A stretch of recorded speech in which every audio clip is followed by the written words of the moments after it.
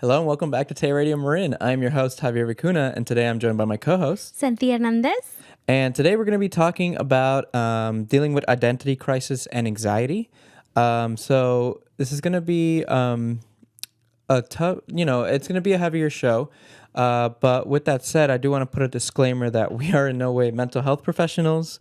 And if you are experiencing a crisis, you can always call 988 for immediate support. But yeah, I'm actually looking forward to talking about this topic because I think it's, again, talking about these mental health emotions that we go through is very important to get out there, especially anxiety. So before I get into the topic, though, I wanted to ask you, Santi, what movie are you looking forward to this year? What movie? Yeah, Oh God. there's quite a bit of movies coming out the quarter four of the year right now. Is Yeah. Joker coming out on October, yeah. Is That's an October? upcoming film. Yeah. Okay. It's the only one that came into my mind, which I think I've mentioned on the show that is something I want to watch. I'm curious to know what route they went into. 'Cause Right. Joker is a musical this time. Yeah, they're doing it as a music. I've heard. I was gonna say Joker too, because that's also the only other film that I know that's upcoming. I'm sure there's other ones, but right now, yeah, I agree with you. I don't know what they're gonna do with the musical aspect of it, but yeah, I just I agree. I'm looking forward to seeing it. I've heard very mixed reviews about it. Some people like it, some people don't. But I mean, we'll see when it happens. So, Yeah. yeah. But thanks for sharing, Santi. So just to start, just to get into it, I wanted to start. So anxiety is something that I didn't really know I had until very recently. As we had talked about on a past show, I did have a suicide crisis. I was in a very, very bad state, and with that, I had like a panic attack. And a panic attack to me, that's how my anxiety feels like. It's as in like anxiety comes with heavy breathing. You're not thinking straight. You feel very worried. Your body turns into this state of, worry, like it's trying to protect itself, like way too much. That's how anxiety has felt like for me, and it's something that I experienced a lot over the summer and in August, where I was just feeling like I would go outside and I would just feel so like just anxious all of a sudden. You know what I mean? Like I'd get anxious to see anyone or anxious to like be outside. Like it's awful. And I don't know. It's just for me, it's something really new. And something that I'm still learning, but again, I do want to share to everyone is that I've also come to a realization that it's okay to have these types of feelings, and you're not always going to know when these types of emotions are going to come to you, right? But Santi, I don't know if if you want to share kind of your perspective on this mental health emotion. Anxiety. I think the one time that I can remember that I can definitely feel like I had a lot of anxiety, and I before that I want to read what anxiety, the definition of what anxiety is. It's a feeling of worry, nervousness, or unease, typically about an event or something with an uncertain outcome. So similar words could be like worry, concern, And that state of worry, that state of like shock almost. Yeah. And so it is a mental condition. It is also categorized as a mental condition characterized by excessive apprehensiveness about real or perceived threats, typically leaning to avoidance behaviors and often to physical symptoms such as increased heart rate and muscle tension. The one time that I can... One of the times I can really remember, it was when my uncle passed away due to suicide. Yeah. That has never happened in my family before. And that brought a lot of anxiety. Yeah. I was in shock about the event and also the reaction that my family went through and watching, Watching them process. Watching that. event. And it definitely did bring me a lot of anxiety, like nervousness, worry. I couldn't even really sleep either, I imagine. Yeah, I mean, I had nightmares. I just, I had nightmares. those too. Yeah. I had nightmares for the first time, and I had trouble sleeping. Yeah. Again, it's because of that unknown and worriness and nervousness that came with that. Right. So it's a huge anxiety. And it's funny that now anything that is related to suicide, it triggers something in my body, and I would say kind of triggers like an anxiety. If something like that is shared with me by a family or friend or someone around me, they share that, it triggers that nervousness and worryiness. What's a trauma? Yeah, it's because of what we experience as a whole, and also my individual experience. Right. And this is where I'd also like to state that there's different types of anxiety, right? So I did say that I guess the anxiety that I'm feeling right now is kind of the more traditional anxiety. But one thing that I wanted to mention is growing up, and I mentioned this on the show before, I've been bullied a lot. I didn't have the best like school life in terms of socializing. And that led me, when I was growing up, I experienced all this in elementary and middle school. When I got to high school, I had a lot of social anxiety. Like I did not want to meet new people. I didn't have any desire to be outside and even socialize with anyone, because I was so traumatized, going back to what you were saying, from being bullied. And I was scared, I had that fear that everyone was just going to judge me, that everyone was just out to bully me. All these different thoughts were just running through my head. And luckily, I was able to fight through it in high school, as I, got to naturally meet new people, like in my classes. But I think that's something I've really improved on this year. Since I graduated college, like I feel like with this job, with Tay Radio, we talk to a lot of people. We meet a lot of people through this show. And I'd like to give a shout out to Anna Lee too, because I remember Anna Lee was telling me that this show, just talking to people and being able to like meet all these different cultures, all these different backgrounds, has helped her in her, in her real life and trying to meet new people when she's out. And I'm the same way. Like I feel so much more comfortable talking to, strangers or people that I've only met for like a minute. You know what I mean? So that's another thing that I've really realized, and I'm happy that I've been able to really overcome and work with that. But yeah, I just want to share that if you wanted to add, Santi. Yeah, social anxiety is very common for a lot of people. Post-COVID, definitely is a big one. Yeah. I think we got so used to being indoors and in our own bubble that being around more people, it can give you that nervousness of talking to people. I agree with you. Tay has brought a lot into, it is for ages 13 to 25, correct? Yeah. And that has allowed us to bring in, also experts who talk about mental health, and it has taught us a lot about what we can do for ourselves and also for our audience, what you can do at home. So Tay has definitely helped with understanding, even if I don't have social anxiety, understanding when someone else does have social anxiety and what kind of to do and not to do, right? Giving space. And I am considered a social butterfly, but it's funny though that I tend to there's moments when I feel like I can be extrovert and introvert. Yeah, there are moments. I'm the same way. Yeah, I'm the exact same way. But it's just, I feel like definitely after COVID, it was a big thing. Yeah. To go in big groups and all that. And one thing that I've when I was dealing with social anxiety, thank you for sharing, Santi. The one thing I was also thinking was during that time, I would always just listen to music.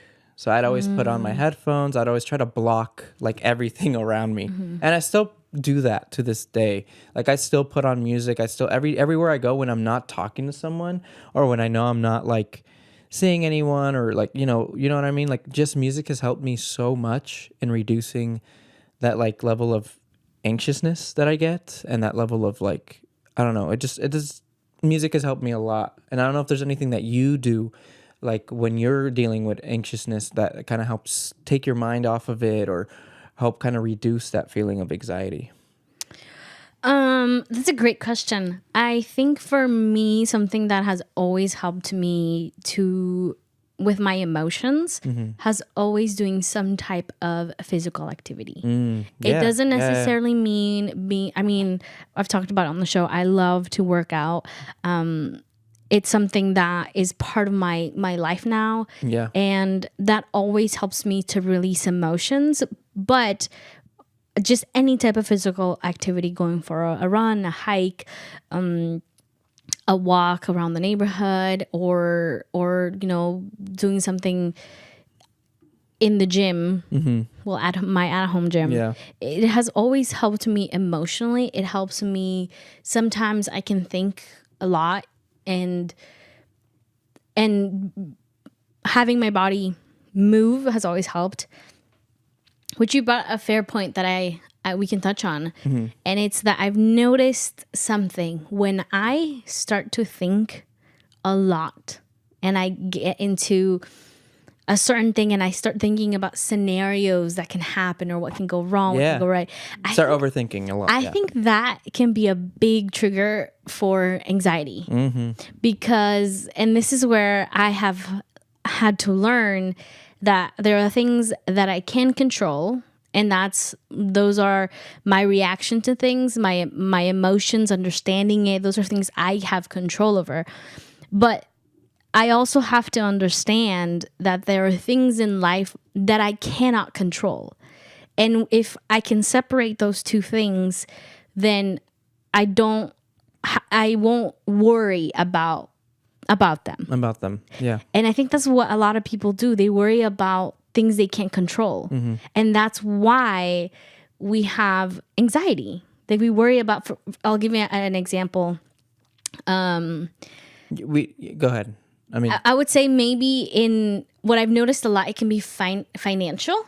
I can definitely see that now. I as a kid, you don't quite understand money or how things are paid for. Yeah, right? Exactly. How things are paid for, taxes, which is why on Tay we also talk about all this so that you guys can have a little bit of an understanding, because as you grow up, you start realizing like, this is how much I make, but that has to cover all of this and that. And let's say you have, we'll put it in the scenario, the majority of your paycheck goes to your rent, right? Right. And with inflation, everything has gone up. So I can see how people will worry about, almost all my paycheck goes to rent, food, what is next? Like, you're just in a survival mode. And that can definitely trigger anxiety, because you're worried about, can I make my payment for next month? You know, what if they cut your hours out, and if you're right on your budget, that can bring in a lot of anxiety. Yeah, and I think that also brings up the fact that stress is such a big contributing factor to anxiety as well. And I think they both kind of go hand in hand. Because I think with anxiety too, it is that worry of not knowing the outcome of the situation that you're in, or the situations that you're placing yourself in, right?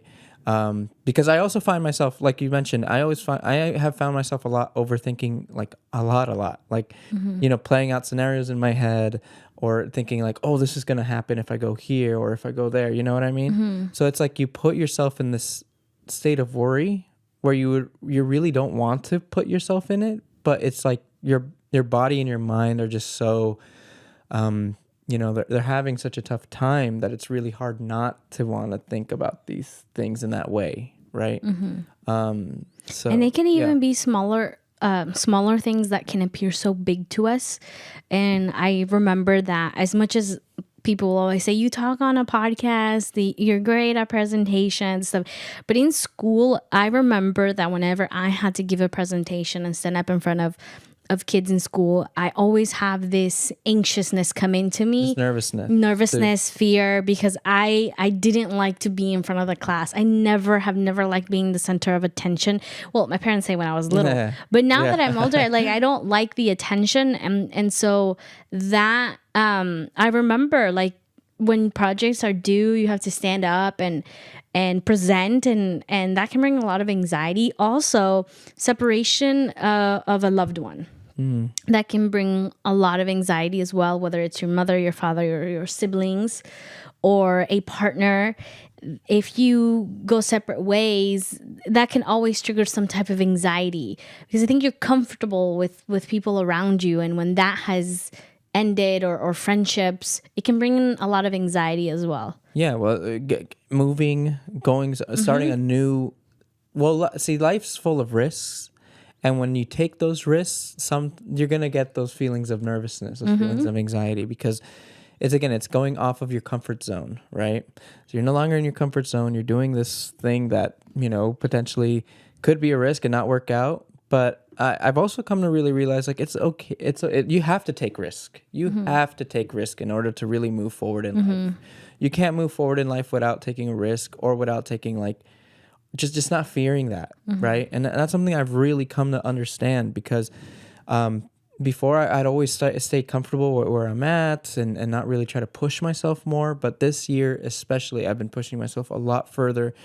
Buying, like when I bought my new camera, I was like, man, it's a lot of money, but I know I'm able to grow with this camera, and I know that I'm willing to put in the work to, pay back the camera and really start my own videography business and all that. You know what I mean? So things like that have been really essential, and I'm glad that I bought the camera, and I don't feel as, like, anxious or as worried anymore, because I've been feeling good with my video business, and I've been feeling like it's been a good experience for me to, like, to have taken that risk, and it shows that I'm able to do it. I'm capable of doing big decisions like that.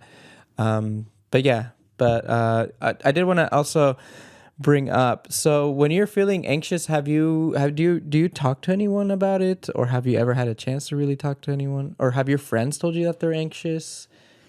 That's a great question. Because in high school, I remember I had a lot of friends who were that's the thing. When I was in high school, I knew a lot of people who would talk about, I have anxiety. Like, I don't like being in these places where I don't want to go with you here, because I get really anxious here. And I remember in high school, I didn't really understand it. I was like, oh, how are you feeling so... Like, I didn't understand their perspective on anxiety, right? I had my own perspective on anxiety, but their perspective didn't make sense to me until I experienced it myself. And I was like, oh, I get it now. You know what I mean? And I think that's what happens with a lot of these mental health emotions that we go through, is that we don't always 100% understand what the person might be going through, and that's okay. But at the same time, you never know when it'll happen to you, and you'll have that aha moment where you're like, oh my God, wait, yeah, now I totally understand what they were going through or talking about, right? So, yeah.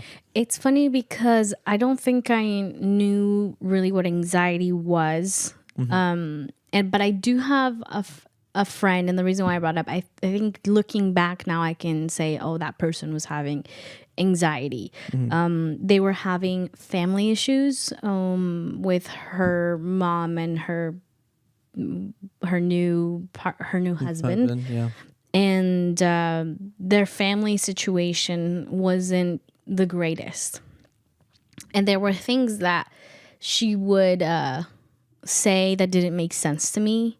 And I did my best to try to support them during that time.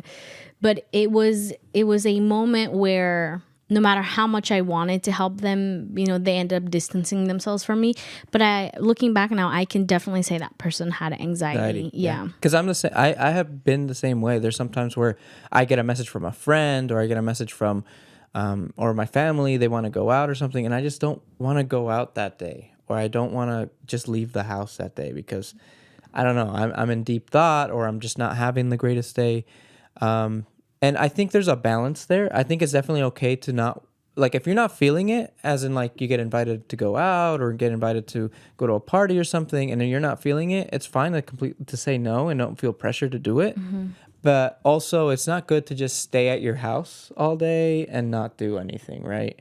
Like, not accomplish anything. So if I'm gonna stay in the house, I'm gonna do something else, right, to keep my mind occupied, because I don't like just sitting around in my house and not doing anything. Like, I need to constantly be doing something, because if I'm not, I feel like I'm gonna be in a worse state than I am already. So, yeah, I mean, have you felt that way too sometimes, and in those aspects when friends have reached out, or family, or events, I think that maybe this year that was a big one for me. Mm-hmm. I think I really, which is why a balance is so important. But for me, so I had a very close friend We were very close. We got really close during the pandemic. Yeah. And I realized life as you grow up as an adult, you start having, whether it's school or work, you start getting involved. Fall into this mode of work and your projects, and you have goals individually. You have goals, and there comes a time where I've seen these memes all the time where it's like you and your friend trying to meet up for a cup of coffee, and it's like 2 months away from now, or like, what's your schedule look like? And that definitely happened. And because of that, because we were also in very different industries, that friendship came to an end. And very different lives. Yeah, and they came to an end, and it was really hard for me because that person meant a lot to me. Yeah. But that ended, and it wasn't. And I was like, okay, you know what? I'm done with friendships. This is friendships come and go. If another friend comes along, that's fine. But because of of that specific thing, I was like, I have a goal. I'm gonna work and work on projects and so I started working so much that I started working from home. And that basically meant that my social life decreased. Yeah. And so when friends would say, let's hang out, so I didn't have necessarily the time, the flexibility of the time, because I was involved in so many different projects. Right. Like I'm involved here. So when someone says, can we meet, on a Friday afternoon, I'm like, I can't, I'm doing this. Yeah. All right. So that definitely took a toll in my social life. It's so different from high school. I think the thing is, especially with being in your early 20s, it's so strange. It's hard to kind of process those feelings at first because you're so used to high school. And high school, everyone was there, and it was so much easier to meet up with your friends during high school because, again, you were all in one centralized location. You all got off school at the same time. It was so much easier to plan things out. And also, I knew some kids that were working part-time, but most of the students weren't working, right? So all we really had to worry about was homework and any extracurricular activities we had to do. But point is, I feel like it was just so much easier in high school to be able to meet up with people and really talk with your friends and everything. But then once high school ends, it's like, oof, it's a whole other, like you said, everyone goes their separate ways. Everyone goes into these separate types of jobs. Everyone goes into a different industry, and it just becomes really hard. And people move away too. I know a lot of friends who no longer live anywhere here in Marin anymore. And it's not like we're not still friends, but I also have come to that realization where it's like, I don't really have a desire to reach out to them unless I guess I really value their friendship. So I guess that's another thing is like after high school, I really reevaluated like, dang, do I really want to reach out to this person again? Or is it just better that we just fall out the way we are? You know what I mean? You made me think of something that for those who might feel anxiety of like not being loved or not being liked by people, sometimes it's not that the person doesn't like you. It's just that life begins, right? Life begins after high school and college. And it's a moment where everybody's trying to work for their dreams and goals. And like you said, sometimes you stop reaching out to people because you guys probably won't connect the same way that you did before. Exactly. And I think as humans, we all want to be liked. We all want to belong. And when that happens, when some people don't reach out to you, you can feel that emptiness of like, I'm not loved. But once you understand friendships come and go, you start realizing that there's different stages to life. Like I had friends in high school. Some friends I keep in touch. We're not best friends, but we definitely keep in touch. And it's nice too when you get together and realize like we're completely different, but it's good to see you. I'm glad you're doing good. I'm doing great too. And if they're not doing fine or I'm not doing fine, we can still support each other. But it's definitely something to always remind yourself that friendships are not forever. Yeah, and I think it's also important to note that something I've learned recently is just so a lot of the former classmates, I don't even call friends, but classmates, right, from my high school, a lot of them are back in Marin now. A lot of them finished college, and it's just so interesting always like just meeting, just seeing them in public, and I'm like, oh, I remember you, and it's like, I think it's so interesting because it's like so much time has passed. Like I graduated in 2017. It's been 7 years now since I've graduated from high school. And sometimes it's been 7 years since I've seen this, like these people or these classmates. And I'm like, oh my God, how are you doing? You know what I mean? Like all of a sudden I'm like really invested in trying to learn how they're doing. Cause it's like, we're both came from the similar educational upbringing. but where are we in life right now? And then they tell me, and I'm like, oh God, they're doing either really well or they're doing really bad, where they're not even keeping like a stable job, or there's people that are working at like really big organizations and companies. I'm like, oh my God, that's so cool. You know what I mean? So that's something that's been really interesting for me. And it's just cool. I mean, I don't feel like as anxious, I guess, about meeting up and thinking, oh, I'm going to see a classmate from, because I remember in high school, I'd be like, oh, I don't want to go to the farmer's market because I'm going to see all my classmates there. Right. But then 7 years later, and I'm at the farmer's market and I see former classmates there. I'm like, oh, hey, what's up? Like, how's it going? You know what I mean? Like, I feel so less anxious about it. And I think it's just because, again, the pressures that we faced in high school, especially all the different friend groups, all the different groups that existed, like all those are so disbanded now. Like I know a couple of people that are still like with their same friend group from high school, but I know a lot of people who have just completely ditched those friend groups, are in with, and actually ended up meeting up with other people they didn't hang out with in high school and stuff like that. So I've always found that kind of stuff really interesting. I mean, have you ran into classmates in public, or how do you feel about that now? Because I know you graduated high school quite a bit ago now. It's funny because I was not as confident when I was in high school or in school. I was Reserved? definitely the reserved, the shy person. And I mean, today still, but I've gotten skills where I can talk to people and say hello. That I've always been. I can say hi, hello, but I have not always felt comfortable to talk to people. Maybe because I always assumed that I didn't have the strongest English vocabulary at times and stuff like that. But I've encountered a lot of my old peers, and sometimes their parents. And for the first time, there's this confidence in me where I can talk to people. You're right. And yeah, you do gain a confidence. You gain a confidence, and I don't know. It's actually the opposite. Yeah, there's definitely something funny when you meet your peers, like from elementary or something. I actually went to the bank recently and I saw a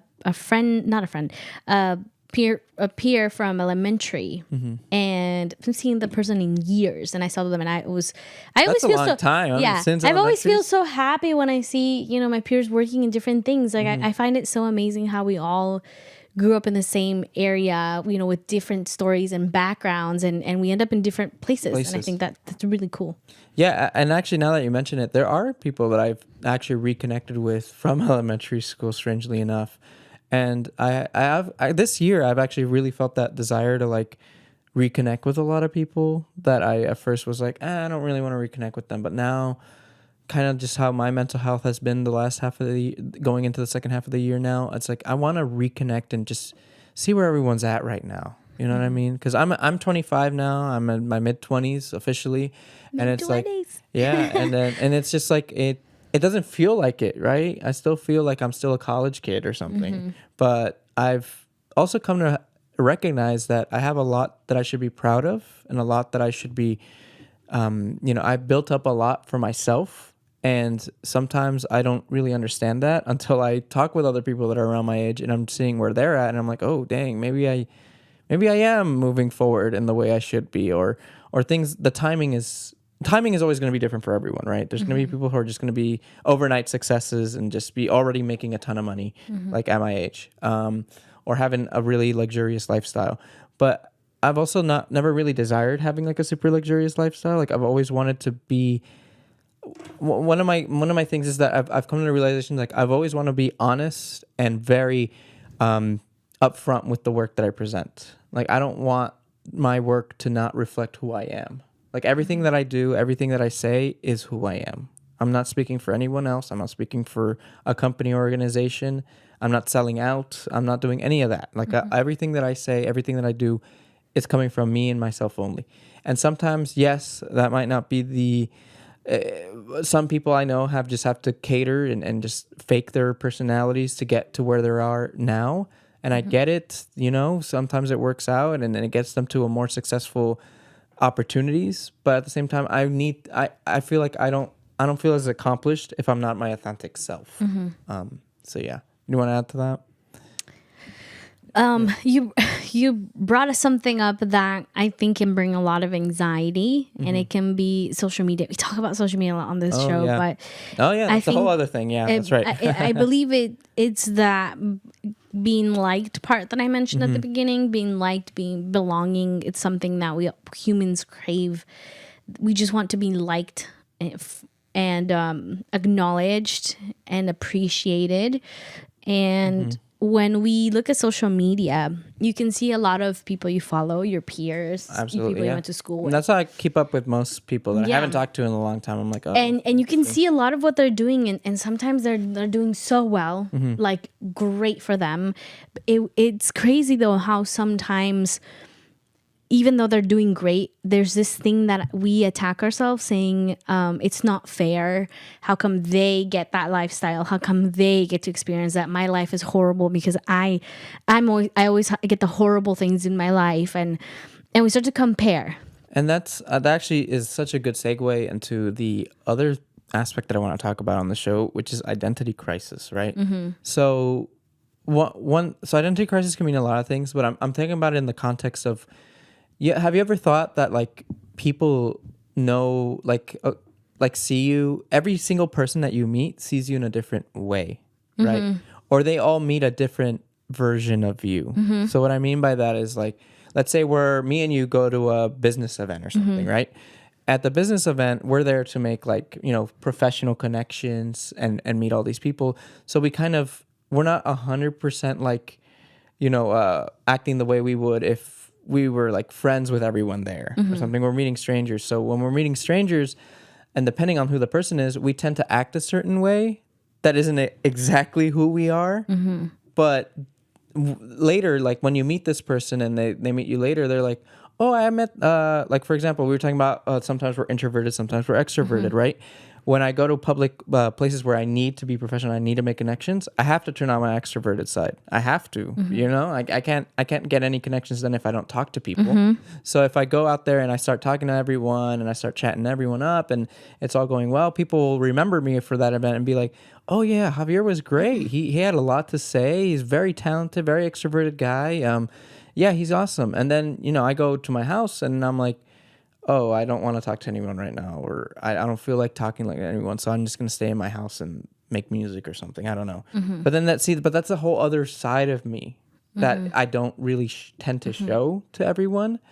And I know it's kind of like I'm kind of like being hypocritical here because I was just saying earlier that I want to be my authentic self. But coming with my authentic self, it's hard to be able to balance it all out. You know what I mean? Be able to cater, like, make sure that people understand me. I guess at the end of the day, I just want people to like me and make sure that That's people. what I said at the beginning. Yeah, like you were saying. Yeah, I just want to make sure that people like me and know me and have a positive view on me. Right. I don't want to ever be on anyone's bad side, and I don't want to usually have too many I don't like conflict, and I don't like any of that stuff. So that's another thing that I've really come to really understand. And I guess, again, that's where my identity crisis comes in. It's like, oh, I have this extroverted side. I have this introverted side. How do I balance that out? How do I make it so that both sides don't completely conflict and I don't feel like I'm myself, right? Or maybe that is what makes myself, is having those two sides to me. I don't know. But yeah, that's what I wanted to share and start off for. And sorry, to connect it to the social media part, because we were talking about social media. Yeah, that's right. Social media is just one chunk of that person's life. You don't know exactly what that person's going. They might show, like you were saying, a luxurious lifestyle, or that they're buying all this food and all this, like, all these expensive things. But then when you meet them in person, they're a whole different type of person. You know what I mean? Like, or they make themselves seem like they're really tough online, or they're really, you know what I mean? Not like that they're tough, for example, right? And then you meet this person and you're like, oh, they're really nice, actually. I thought they were really mean, or they were really, like, gonna be like not great people. But then you meet them in person, you're like, oh, you're actually pretty cool. It's like I don't see that. And I've talked to people like that, and I've been like, I don't really see why on social media do you post like this, and when I meet you in person, you're not like that person. You're very different from what you present on social media. And they're like, well, sometimes I just have I have built up my own kind of persona on social media, and I'm just like, yeah, interesting. Like, You know, I think we all do. We all build up a persona on social media. Yeah. I think you brought in so many good points, and I want to kind of break it down from what I can remember. One of it is we're all in different industries and different careers, so that means we have different events that we have to we have to attend, or meetings we have to attend. And there is this, you brought up, like, you have to be something else to sell your points, right? To sell the point that you're trying to make. I think, yes, you're right that we do have to kind of transition in a way, but there's also your own perspectives that is very different from everyone else. So let's say we have a meeting right now and we're trying to sell, let's say... cups of coffee. Or... trying to sell what? I was trying to think of Tay. Okay, let's trying to sell something on Tay? Let's say that we have a sponsor, okay, or sure. Someone who wants to know more about it. Right. And like you said, we can't necessarily not talk to them, because then the person won't want to invest or give money to Tay. So you have to, like, turn on your kind of oversell turn your mode of, like, this is why you can and should invest in Tay, right? Hey. But here's the difference. Yes, you can turn into that persona of, like, trying to sell it, or there's that part where you are actually being authentic in your sale.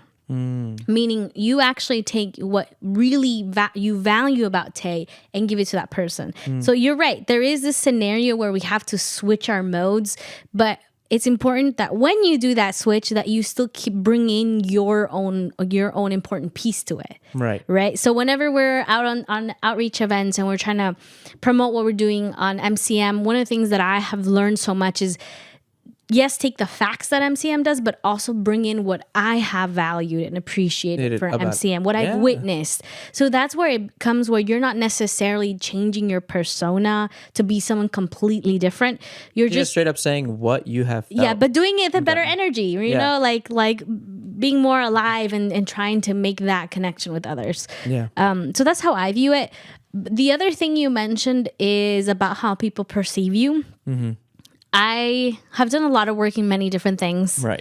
And one thing I really dislike is when parents compare me to their kids. Or if not even parents, or if someone compares me to someone, or we're comparing two people different. Yeah. And they're like, oh, that person is just great at this and this. One example of mine that I've heard so many times is, you are just really good at talking. You're great at presenting in front of the public, like, and that person is not so good and stuff. And I don't like the comparison, because deep down inside, like, I wish they knew how sometimes really scared I am. Yeah. Like that. You even mentioned on the show, like, right. You always ask me how I feel nervous.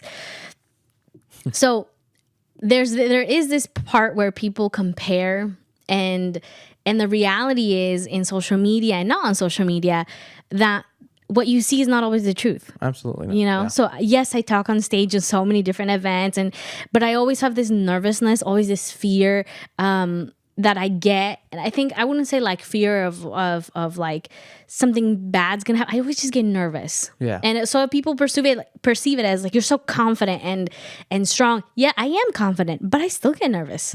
I still get nervous. Right. And yeah. I think we all get nervous. People tend to do a better job of covering it up than others. Yeah. So never think of someone else having such a great life without doing anything. Our lives always have challenges. It might look very differently in some ways. The most successful people have gone through so many different challenges as well. So one thing that I want to encourage everyone to always have as a reminder, that no matter how successful someone else is, don't assume that their life is perfect, because they have faced their own challenges just like you are facing your own challenges. I totally agree. I do want to also touch on another aspect of identity crisis, and this is in spirit of Hispanic Heritage Month. We talked about it. I think you talked about it briefly with Miguel and Jesse during our Latino Backgrounds show. But for me, another thing is that I've been struggling with my identity is being Mexican American, right? Mm-hmm. either too Mexican for my family, or sorry, I'm too Mexican.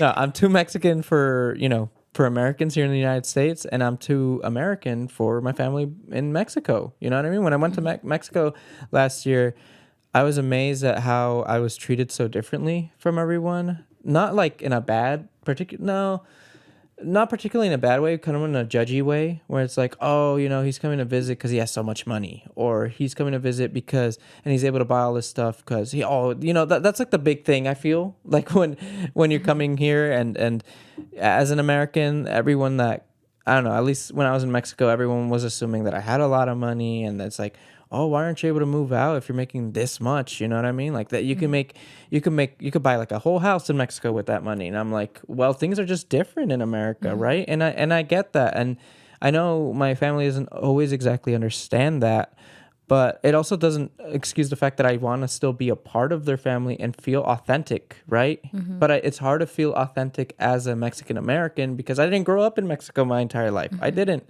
I grew up in America. So even though I have a general idea of Mexican culture, I don't have it to the full extent as my family back there would, right? Because they grew up there. So that's just one thing I wanted to mention there. I don't know how you feel about you going back to your home country, and how you feel kind of the parallels there between you being a Guatemalan American. Yeah. Well, it's a funny part of who I am when I say funny, not funny but a very important part of who I am is that, yes, I am from Guatemala, born, and I was raised there until I was about 6 years old, 6 or 7. Right. And there are a lot of things that even though we're not living in Guatemala that we still carry. And for me, it has always been so important to have and carry those traditions or things that we did at home.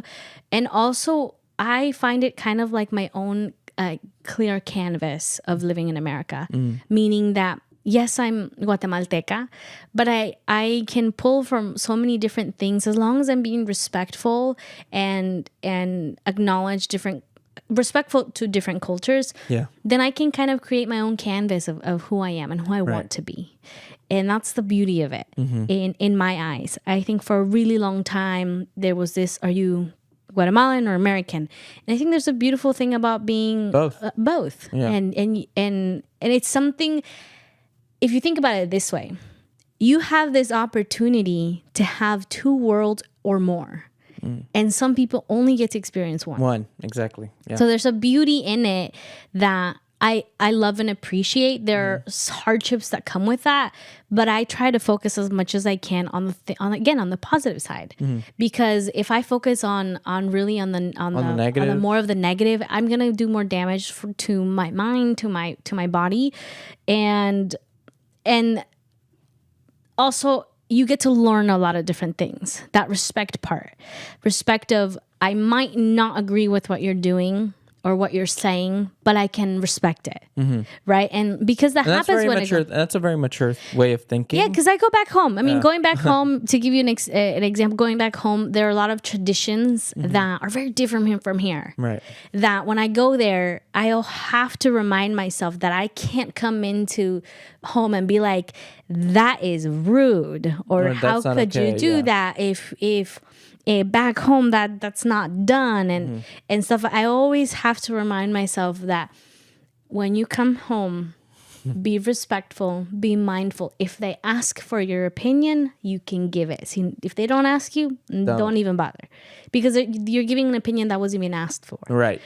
So, but I always say that I am proud from being born and from being from Guate, because I have so many cultures that I value and appreciate. And like I said, this is the beauty of it. Some people don't even have a lot of culture, and I get to have that. So for me, it's really awesome and important part of my identity looking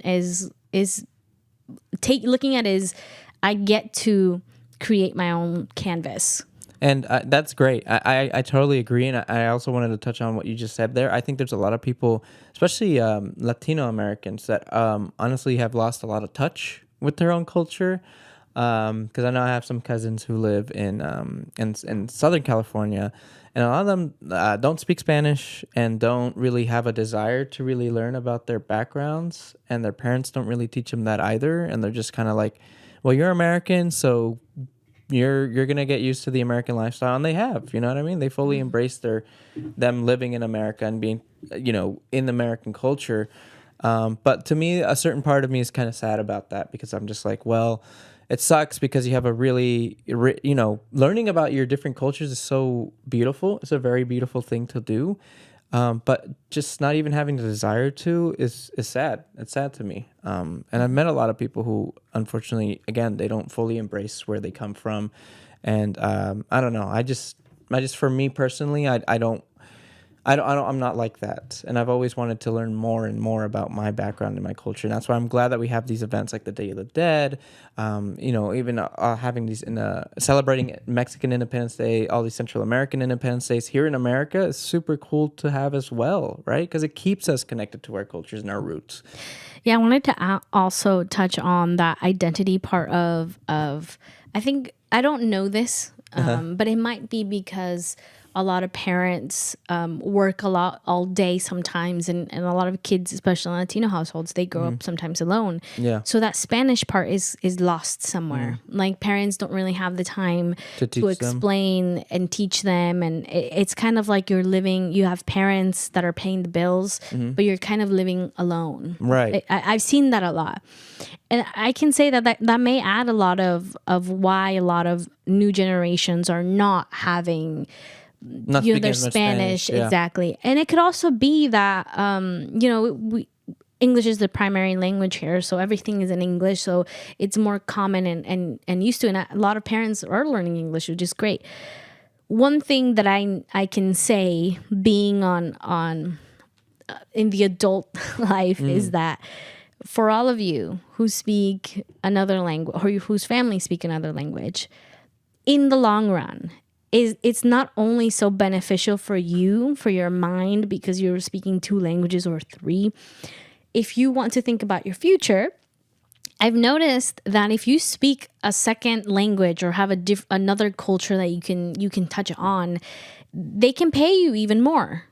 So yeah, totally. So it's a huge benefit to know. Yeah, so keeping that in mind, like I said, I think that's just a bonus. I think the most important part is that, especially here in Marin County, a lot of these jobs are almost requiring to be bilingual. They're very encouraging on that. Huge Latino community here, and they know that a lot of the customers and a lot of the people that are buying stuff are monolingual. They only speak Spanish, so they need as many people to be speaking that. Yeah. So think of it as a something for the future that you can invest on. So keep how do I say it? Keep your culture still with you all the time, because in many ways it will benefit you in the long run. So it might seem like I just want to speak English, which is great, but I think speaking any other language is great for you. And if you only speak English, like I would say, start practicing a different language. It doesn't have to be Spanish. It can be a French, Italian, or you never know what opportunities. Start with Duolingo. There's so many different ways of getting into like a new language. And I know it definitely gets harder as you get older. I mean, I will be transparent about that.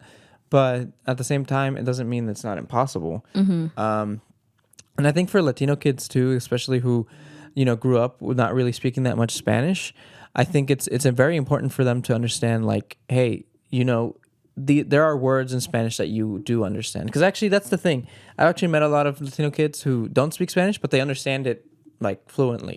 Like you speak to them in Spanish and they'll understand what you're saying.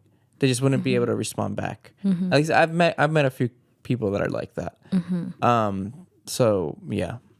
Well, in our case with my siblings, I have always loved communicating, being able to communicate, and so my parents were really encouraging on like you can't lose Spanish, but I also saw it being able to communicate with family members, being able to communicate with people, and now the reason why I brought it up again is I feel very, very grateful that I speak Spanish, because I have been able to help a lot of families and people who have come to MCM and outside of MCM who need support, and that helps them I don't know, I just feel very grateful for those experiences. Right. And then it always comes back because sometimes I'm in a different place and I don't know the language, and someone speaks my language and they can help me. So there's a beauty to that. But again, when it comes to identity, I would really, what I have done is really, really understand like, hey, I have this awesome opportunity that I get to experience many cultures, and I'm going to embrace that and make it my own in a way that I'm helping myself and that it can help others along the way. And you get some very valuable, unique life lessons in all those traveling. Oh, yeah. And being able to like see all these different parts of the world. I mean, that's a whole other thing is traveling is such a great way to like kind of clear your mind, get you into just a whole different space. Because I know I mentioned this on the show before too, but Marin County is such a bubble.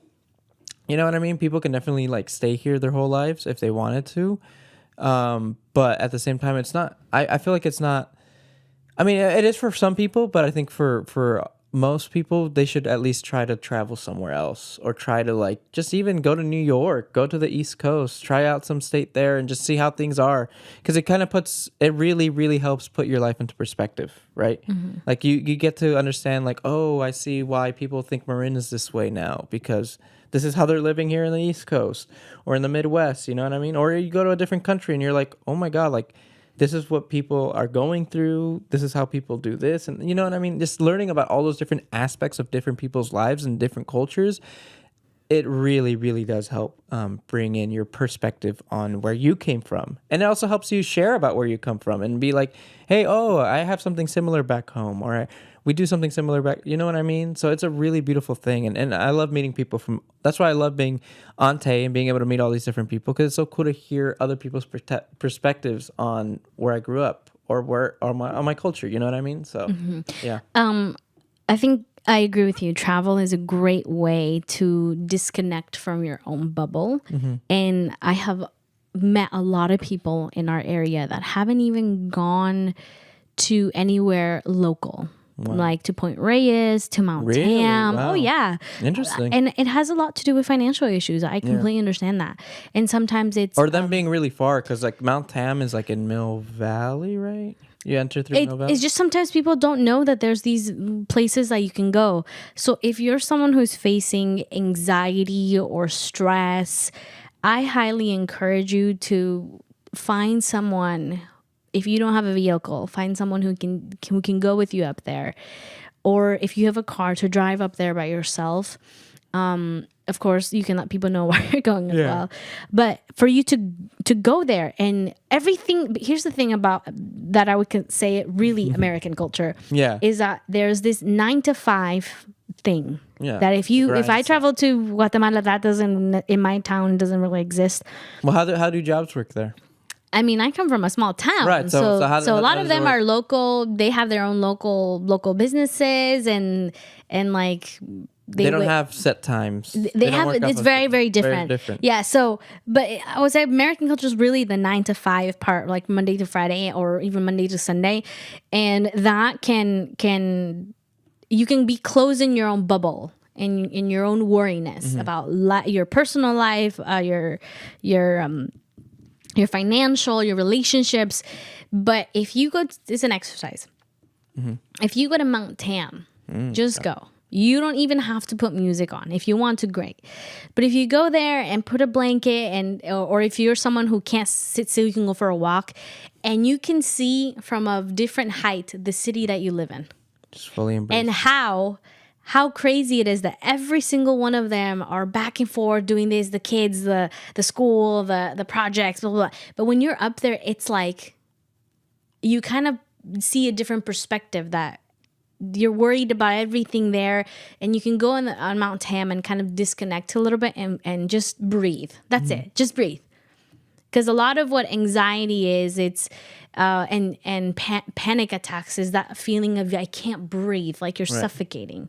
So going to Mount Tam and having that experience. I mean, that's a big point. Yeah, sorry to interrupt you. No, go ahead. It is a big point. Is changing your view, like just even having a change of scenery is so good for you. So that's why I was saying, like, even though let's say there's that time that my friends invite me to a party and I don't want to go.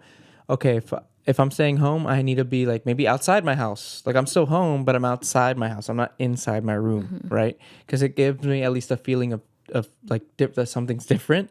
Or even I think I know some people who like rearrange their room differently. Like they just rearrange it one day and they're like, you know what? I need a change of pace. My life is changing right now. I need to rearrange my room to signify that I'm changing. You know what I mean? So that's another big important thing, and something I've really come to understand too is even late at night, it's like, oh, I'm just gonna go for a drive at night just to clear my head, just to feel like I'm somewhere different and I'm not just completely stuck in my house or stuck in at work. You know what I mean? And that's the good thing about MCM and being able to work here is I'm able to like go to all these different locations and be able to meet all these different people and kind of like, again, continue to learn.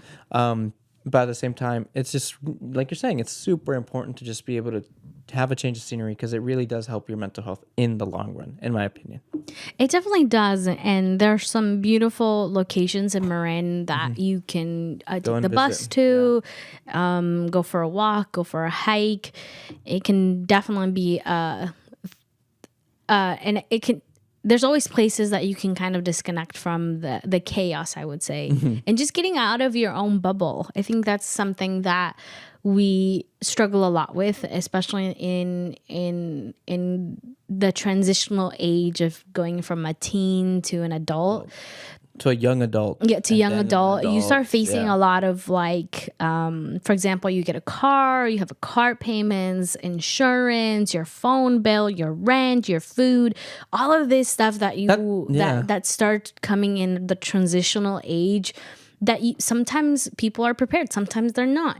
And that can bring in a lot of stress, worry. And so being able to go to these places, not spending so much money, but going to these places can always help. And if you do have the opportunity to travel, it is also a great way for you to get away. Yeah.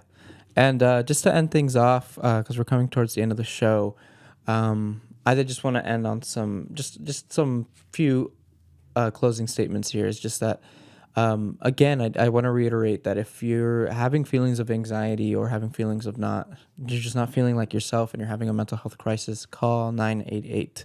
It is a very, very, very great hotline for you to just be able to talk to someone and be able to, manage yourself. Because I know I didn't really talk about this too much, but we've talked about it in other shows. It's like loneliness is a big thing too, right? Just that feeling of loneliness, because we're a lot of these scenarios we're talking with like people have reached out to you, people have you have people to reach out to, but sometimes not. People have no one. People don't even have their parents sometimes, because like you were saying, sometimes our parents work a lot and they're not always home, and you're by yourself.